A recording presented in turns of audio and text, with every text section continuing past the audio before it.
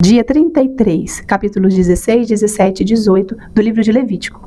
Capítulo 16, o dia da expiação. O Senhor falou com Moisés depois que morreram os 2 filhos de Arão, por haverem se aproximado do Senhor. O Senhor disse a Moisés: diga a seu irmão Arão que não entre a toda hora no lugar santíssimo atrás do véu, diante da tampa da arca, para que não morra, pois aparecerei na nuvem acima da tampa. Arão deve entrar no lugar santo com um novilho como oferta pelo pecado e com um carneiro como holocausto. Ele vestirá a túnica sagrada de linho com calções também de linho por baixo. Porá o cinto de linho na cintura e também o turbante de linho. Essas vestes são sagradas, por isso ele se banhará com água antes de vesti-las. Receberá da comunidade de Israel 2 bodes como oferta pelo pecado e um carneiro como holocausto. Arão sacrificará o novilho como oferta pelo seu próprio pecado para fazer propiciação por si mesmo e por sua família. Depois, pegará os 2 bodes e os apresentará ao Senhor à entrada da tenda do encontro, e lançará sorte quanto aos 2 bodes, um para o Senhor e a outra para Azazel. Arão trará o bode cuja sorte caiu para o Senhor e o sacrificará como oferta pelo pecado. Mas o bode sobre o qual caiu a sorte para Azazel será apresentado vivo ao Senhor para fazer propiciação e será enviado para Azazel no deserto. Arão trará o novilho como oferta por seu próprio pecado, para fazer propiciação por si mesmo e por sua família, e ele o oferecerá como sacrifício pelo seu próprio pecado. Pegará o incensário cheio de brasas do altar que está perante o Senhor e 2 punhados de incenso aromático em pó e os levará para trás do véu. Porá incenso no fogo perante o Senhor e a fumaça do incenso cobrirá a tampa que está acima das tábuas da aliança, a fim de que não morra. Pegará um pouco do sangue do novilho e com o dedo o aspergirá sobre a parte da frente da tampa. Depois com o dedo aspergirá o sangue 7 vezes diante da tampa. Então sacrificará o bode da oferta pelo pecado em favor do povo e trará o sangue para trás do véu.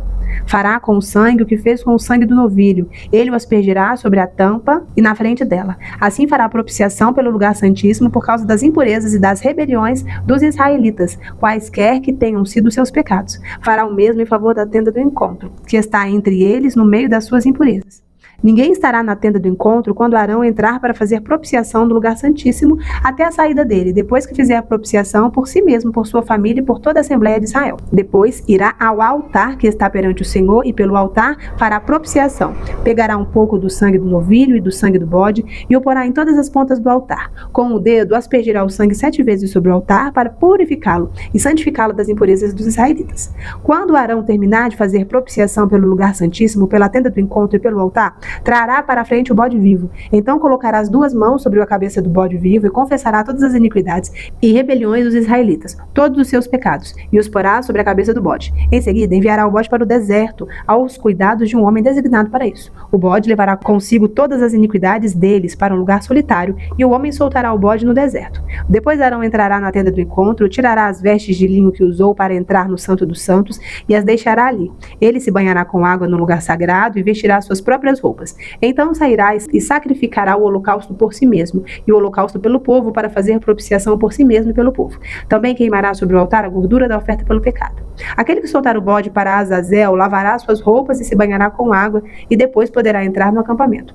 O novilho e o bode da oferta pelo pecado, cujo sangue foi trazido ao lugar santíssimo para fazer propiciação, serão levados para fora do acampamento. O couro, a carne e o excremento deles serão queimados com fogo. Aquele que os queimar lavará as suas roupas e se banhará com água. Depois poderá entrar no acampamento.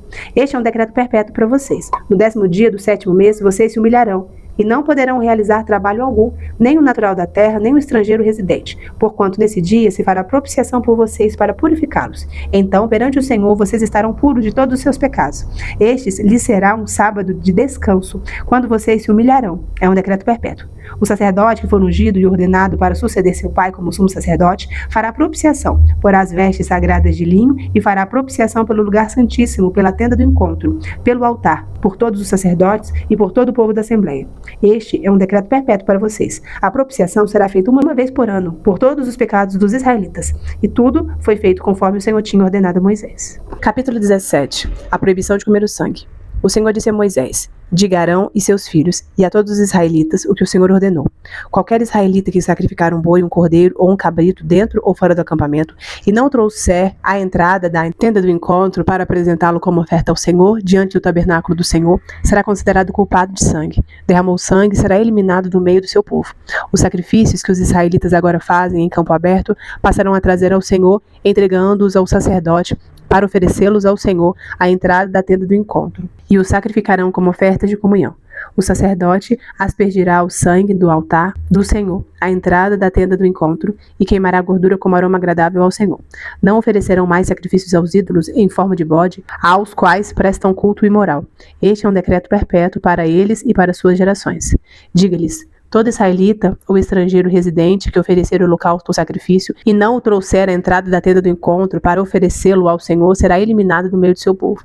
Todo israelita ou estrangeiro residente que comer sangue de qualquer animal, contra esse eu me voltarei e o eliminarei do meio do meu povo. Todo israelita ou estrangeiro residente que comer sangue de qualquer animal, contra esse eu me voltarei e o eliminarei do meio do seu povo, pois a vida da carne está no sangue. E eu o dei a vocês para fazerem propiciação por si mesmos no altar. É o sangue que faz propiciação pela vida. Por isso digo aos israelitas: nenhum de vocês poderá comer o sangue, nem também o estrangeiro residente. Qualquer israelita ou estrangeiro residente que caçar um animal ou ave que se pode comer, derramará o sangue e o cobrirá com terra, porque a vida de toda a carne é o seu sangue. Por isso eu disse aos israelitas: vocês não poderão comer o sangue de nenhum animal, porque a vida de toda a carne é o seu sangue. Todo aquele que o comer será eliminado. Todo aquele natural da terra ou estrangeiro comer um animal encontrado morto ou despedaçado por animais selvagens, lavará suas roupas e se banhará com água e ficará impuro até a tarde.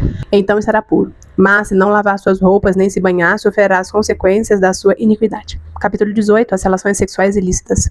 Disse o Senhor a Moisés: diga o seguinte aos israelitas: eu sou o Senhor, o Deus de vocês. Não procedam como se procedem no Egito, onde vocês moraram, nem como se procede na terra de Canaã, para onde os estou levando. Não sigam as suas práticas, pratiquem as minhas ordenanças, obedeçam os meus decretos e sigam-nos. Eu sou o Senhor, o Deus de vocês.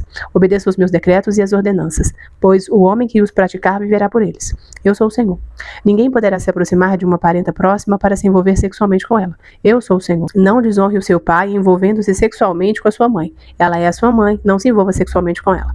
Não se envolva sexualmente com a mulher do seu pai. Isso desonraria o seu pai. Não se envolva sexualmente com a sua irmã, filha do seu pai ou da sua mãe. Tenha ela nascido na mesma casa ou em outro lugar. Não se envolva sexualmente com a filha do seu filho ou com a filha da sua filha. Isso desonraria você. Não se envolva sexualmente com a filha da mulher do seu pai, gerada por seu pai. Ela é sua irmã. Não se envolva sexualmente com a irmã do seu pai. Ela é parenta próxima do seu pai. Não se envolva sexualmente com a irmã da sua mãe. Ela é parenta próxima da sua mãe. Não desonre o irmão do seu pai aproximando-se da sua mulher, para com ela se envolver sexualmente. Ela é sua tia. Não se envolva sexualmente com a sua nora. Ela é mulher do seu filho. Não se envolva sexualmente com ela. Não se envolva sexualmente com a mulher do seu irmão. Isso desonraria seu irmão. Não se envolva sexualmente com uma mulher e sua filha. Não se envolva sexualmente com a filha do seu filho ou com a filha da sua filha. São parentes próximos, é perversidade. Não tome por mulher a irmã da sua mulher, tornando-a rival, envolvendo-se sexualmente com ela, estando a sua mulher ainda viva. Não se aproxime de uma mulher para se envolver sexualmente com ela quando ela estiver na impureza da sua menstruação. Não se deite com a mulher do seu próximo, contaminando-se com ela. Não entregue os seus filhos para serem sacrificados a Moloque. Não profanem o nome do seu Deus. Eu sou o Senhor. Não se deite com um homem como quem se deita com uma mulher. É repugnante. Não tenha relações sexuais com um animal, contaminando-se com ele. Mulher nenhuma se porá diante de um animal para juntar-se com ele. É depravação. Não se contaminem com nenhuma dessas coisas, porque assim se contaminaram as nações que vou expulsar da presença de vocês. Até a terra ficou contaminada e eu castiguei a sua iniquidade, e a terra vomitou os seus habitantes. Mas vocês obedecerão aos meus decretos e às minhas leis. Nem o natural da terra, nem o estrangeiro residente entre vocês farão nenhuma dessas abominações, pois todas essas abominações foram praticadas pelos que habitaram essa terra antes de vocês. Por isso a terra ficou contaminada. E se vocês contaminarem a terra, ela os vomitará, como vomitou os povos que ali estavam antes de vocês. Todo aquele que fizer alguma destas abominações, aqueles que assim procederem serão eliminados do meio do seu povo. Obedeçam aos meus preceitos e não pratiquem os costumes repugnantes praticados antes de vocês, nem se contamine com eles. Eu sou o Senhor, o Deus de vocês. Breve comentário sobre os capítulos. Hoje nós lemos os capítulos 16, 17 e 18 do livro de Levítico. O livro de Levítico ele vem com várias práticas, com vários rituais que remete pra gente vários padrões que o Senhor estabelece para o Antigo Testamento. E é muito interessante a gente ver que a fé e a devoção dos israelitas eles eram expressas de forma tangível, né, que o Senhor orienta ali, não apenas uma fé interna, mas aquilo deveria ser expresso de uma maneira tangível, deveria ser feito, rituais, apresentações, solenidades, que o que? Manifestavam a fé E às vezes a gente lê o livro de Levítico e fica, nossa, mas pra que tanta coisa? Pra que tantos rituais? Mas é importante que a gente se lembre que ali está na construção de um povo. E no início de qualquer coisa, quando você está ensinando qualquer coisa para uma pessoa, a coisa tem que ser mais didática possível. Eu estou aqui ensinando o meu filho a ler atualmente, e aí eu tenho ensinado para ele as sílabas. E aí eu pego carocinhos de milho e mostro para ele a separação das sílabas. Ele vai entendendo de forma visual que uma palavra é separada por sílabas. E eu acredito que essas práticas, esses rituais do livro de Levítico é uma forma que o Senhor usava para ser didático com o povo, sabe? A fé não é isso. Ler não é grão de milho. Mas, através de um grão de milho, você vai entendendo as práticas de como você ler de forma mais fluente. Então, através desses rituais, vocês irão entender como é que o povo precisa proceder, como é que a fé vai ser expressa, como é que a fé deve ser vivida. E de forma específica, no capítulo 17, a gente lê o versículo 10, que fala assim, muito bonito. A vida da carne está no sangue, e eu o dei a vocês para fazerem propiciação por si mesmo no altar. É o sangue que faz propiciação pela vida. Olha que lindo! Desde lá do Antigo Testamento, o Senhor vai trazendo aos israelitas a ideia do sangue. E quando se finaliza lá em Jesus, cumprindo todas as profecias, cumprindo toda a lei, eles entendem de uma maneira completa o que Deus, desde o início, quis dizer sobre o sangue, o significado do sangue, como o Senhor vai construindo durante toda a narrativa bíblica a questão do sangue. E quando Jesus entrega ali o seu próprio sangue como expiação dos nossos pecados, é meio que fecha a lógica. O povo realmente consegue entender o que o Senhor quis dizer desde o início, sabe? Agora, só para fechar aqui no capítulo 18, fala sobre as relações sexuais ilícitas. E a gente lê e a gente fala assim, gente, mas isso não é óbvio, não? E aí eu lembro de uma colega de trabalho minha que sempre falava que o óbvio precisa ser dito.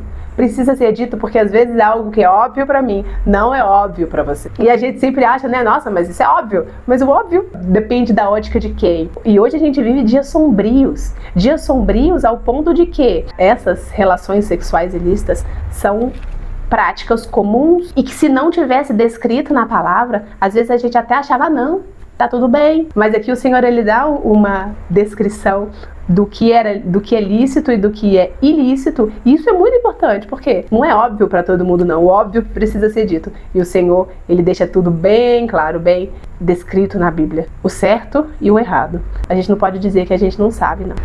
Amém? Senhor, nós te louvamos, te bendizemos pela sua palavra que nos ensina, que nos instrui, que cuida. Obrigado, Senhor, porque através do sangue do teu Filho Jesus, nós temos a purificação dos nossos pecados e nossa reconciliação contigo.